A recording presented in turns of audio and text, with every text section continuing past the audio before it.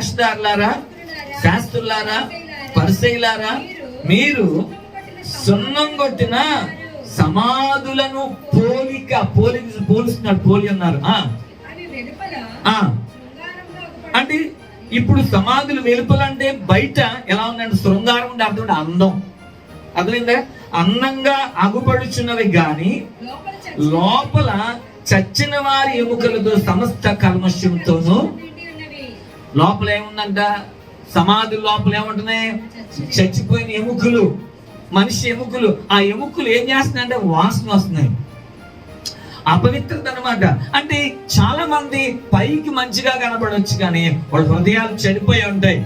పైకి మంచిగా జీవిస్తున్నట్లుగా కనపడతారు, కనపడకుండా దొంగలు ఉంటారు. కనపడని దొంగలు అంటారు వీళ్ళని. పైకి మాత్రం అందరి దగ్గర ఎలా ఉంటారు? చాలా పెద్దరికంగా చలామణిగా ఉంటారు కానీ హృదయాలు పాడైపోయి ఉంటాయి.